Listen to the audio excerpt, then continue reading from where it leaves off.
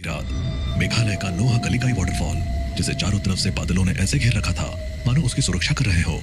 रात के अंधेरे में झरने की आवाज ऐसे महसूस होती थी जैसे किसी दानव को जंजीरों में जकड़ रखा हो और वो छुड़ाने की कोशिश कर रहा हो। इसी बीच गांव की तरफ से एक शोर गूंजता हुआ झरने की तरफ आया। वो भीड़ एक लड़के के पीछे भाग रही थी जिसके हाथ में एक चाकू था। वो लड़का भागते भागते नोह कलिकाई वाटरफॉल पर आकर रुका। भीड़ भी कुछ दूर रुक गई। इसने मेरी बेटी को मार डाला, इसको भी वैसे ही तड़पा तड़पा कर मारो। मारो मारो मारो मारो। अचानक उस लड़के को एक आवाज सुनाई दी, कूद जाओ, कूद जाओ, खत्म कर दो इस जीवन को, कूद जाओ, कूद जाओ। वो भूतिया झरना है, हम वहां नहीं आएंगे। इधर आजा चुपचाप। वो भीड़ क्या चिल्ला रही थी उस लड़के को कुछ सुनाई नहीं दे रहा था। उसको सिर्फ एक आवाज सुनाई दे रही थी, कूद जाओ, कूद जाओ, कूद जाओ, कूद जाओ। उस आवाज की इंटेंसिटी बढ़ती चली जा रही थी। कूद जाओ, कूद जाओ, कूद जाओ, कूद जाओ। आखिरकार वो लड़का कूद ही गया। हे भगवान, ये तो कूद गया। आज तक यहाँ कोई मरा नहीं था, आज ये मर गया। चलो वापस चलो, आज के बाद कभी कोई यहाँ लौटकर नहीं आएगा। वो सारी भीड़ अपने अपने घर को लौट गई। इस घटना के कुछ साल बाद मेघालय से लगभग 2000 किलोमीटर दूर दिल्ली में राजेश नाम का लड़का अपने माँ बाप को सोलो ट्रिप पर मेघालय जाने के लिए मना रहा था। सोलो ट्रिप मतलब अकेले जाएगा? तुझे हो क्या गया है राजेश? अरे माँ, सोलो ट्रिप का मतलब ये नहीं कि मैं सच में अकेला हूँ। आजकल ग्रुप ट्रिप होती है, ट्रैवल एजेंसी सब अरेंज करती है। तू हमें बेवकूफ समझता है क्या?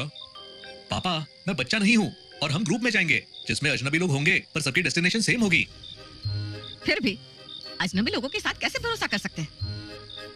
माँ, हर कोई ट्रिप पर एंजॉय करने के लिए ही आता है। प्लीज मुझे रोकिए मत, मुझे जिंदगी में कुछ नया एक्सप्लोर करना है। काफी देर तक बहस के बाद राजेश ने अपनी माँ को गले लगाकर मना लिया। पिता थोड़े अनमने तो थे लेकिन उन्होंने भी अनुमति दे दी। ठीक है, लेकिन कोई गड़बड़ हुई तो सीधे घर वापस आना, समझे? जी पापा, बिल्कुल। अगले दिन राजेश ने अपना सफर शुरू किया। दिल्ली से मेघालय तक का सफर लंबा था। ट्रेन में सफर के दौरान उसने अपने ग्रुप के लोगों से मुलाकात की। मनदीप, इरफान, सलीना, ज्योति और राहुल। ट्रेन का सफर खत्म होने के बाद उन्होंने बस से अपनी मंजिल की तरफ बढ़ना शुरू किया। ये पहाड़ और हरियाली देखकर तो मन ही शांत हो गया। Seriously, it's amazing. बस अब एक पतली सी सड़क पर चल रही थी। घना जंगल चारों तरफ से फैला हुआ था। तभी अचानक बस का रेडियो चालू हो गया। तुम लोग यहाँ क्यों आए हो? वापस चले जाओ। रेडियो कैसे चालू किया? ये तो अपने आप ही चालू हो गया। सुनाई नहीं दिया? वापस चले जाओ। ड्राइवर ने रेडियो बंद करने की कोशिश की लेकिन वो बंद नहीं हुआ। सभी सहम गए। ये क्या मजाक है? कौन कर रहा है ये सब? ये कोई मजाक नहीं है, ये जगह भूतिया है। मैंने पहले भी सुना है कि यहाँ अजीब चीजें होती है। तभी रेडियो बंद हो गया और बस की लाइट्स भी एक पल के लिए बंद हो गई। अंधेरे में सब एक दूसरे को पकड़कर बैठे रहे। ये क्या था? ड्राइवर साहब, ये आपकी कारस्तानी तो नहीं है? प्री रिकॉर्डेड ऑडियो बजा रहे हो? इरफान मियां, आपने तो हमारी चोरी पकड़ ली। मैं तो बस सफर का रोमांच बढ़ाने की कोशिश कर रहा था। रोमांच की जगह आपने हमारे दिल की धड़कन बढ़ा दी।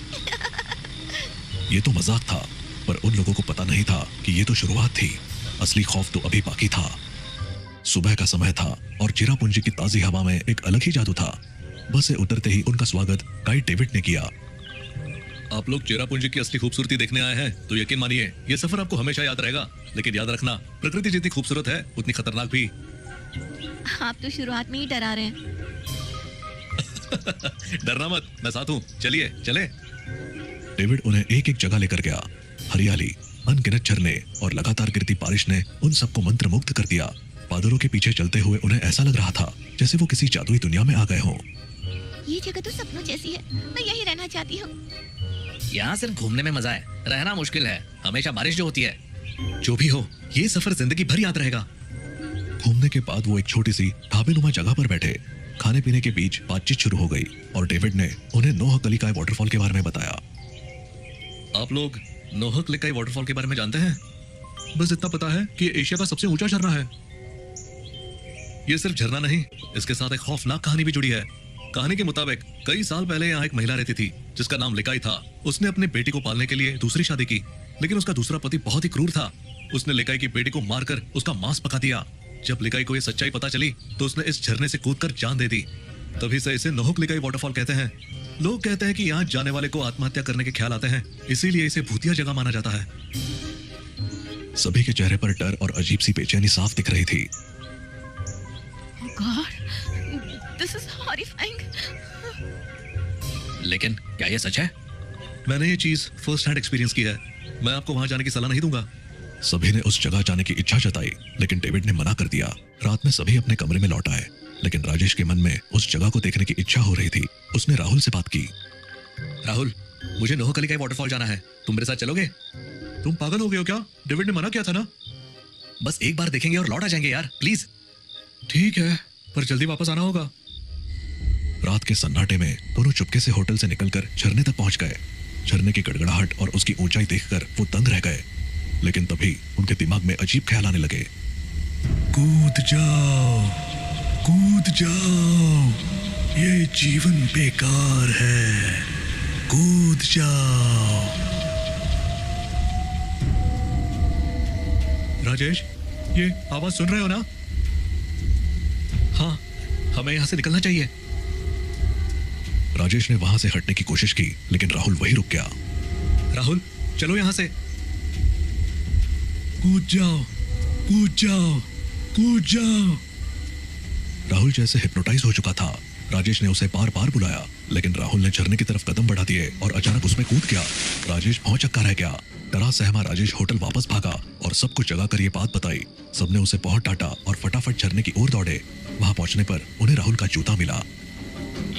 ये क्या हो गया? हमने सुना था लेकिन यकीन नहीं था, ये सच है। तभी सबके दिमाग में वही आवाज गूंजने लगी। कूद जाओ, कूद जाओ।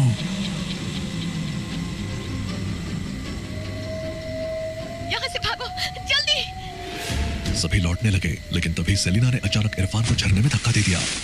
सेलिना, तुमने ये क्या किया? मुझे भी वही आवाज सुनाई दे रही थी। मैं खुद कूदने वाली थी, लेकिन अचानक उसे मारने का ख्याल आया। सभी हैरान परेशान होकर सेलिना को लेकर होटल लौट आए। सेलिना झूठ बोल रही है, ये उसका सिर्फ बहाना है। मर्डर हुआ है, हमें पुलिस को बुलाना चाहिए। हाँ, सच पता चलेगा। ये कत्ल है, इसे छुपा नहीं सकते। मैं सच कह रही हूँ, आवाज मेरे दिमाग में गूंज रही थी। मुझे नहीं पता चला मैंने क्या किया। रुकिए, आप लोग समझ नहीं रहे हैं। ये घटना अजीब है, पर मैंने पहले भी ऐसा सुना है। नोहक लिकाई वाटरफॉल के पास जाने वाले पहले सिर्फ खुद को नुकसान पहुंचाते थे, पर कुछ साल पहले एक लड़के ने गांव में किसी का खून कर दिया और भागकर वहीं जाकर खुदकुशी कर ली। तब से वहां जाने वालों को आत्महत्या के ख्याल के साथ साथ किसी और को भी मारने के विचार आते हैं। ये जगह अब खतरनाक हो चुकी है। ये सब अंधविश्वास जैसा लगता है। आप माने या ना माने, लेकिन मैंने ये बात कई बार सुनी है। ये सब उस लड़के की आत्मा कर रही है। सभी के चेहरे पर डर का साया था। किसी ने सोचा नहीं था कि उनका सफर इस तरह एक पूरे सपने में बदल जाएगा। तभी ज्योति बोली, राजेश कहाँ है? वो यहाँ नहीं दिख रहा। क्या वो फिर से झरने की तरफ गया है? नहीं, हमें उसे रोकना होगा। सभी घबराए हुए झरने की ओर भागे।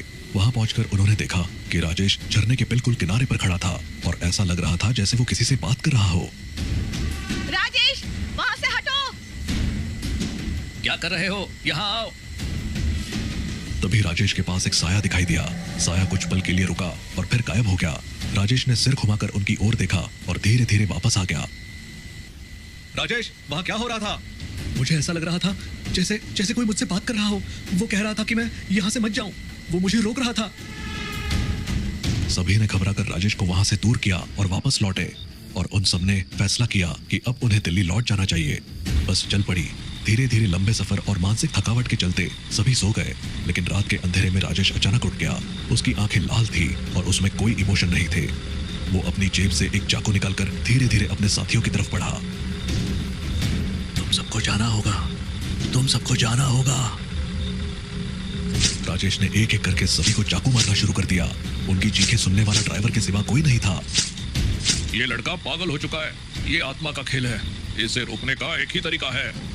राजेश जब ड्राइवर की तरफ बढ़ा तो ड्राइवर ने बस को रोकने की बजाय तेज रफ्तार से चलाते हुए उसे सीधा खाई में गिरा दिया। बस एक जोरदार धमाके के साथ नीचे गिरी और पल भर में आग की लपटों में गिर गई।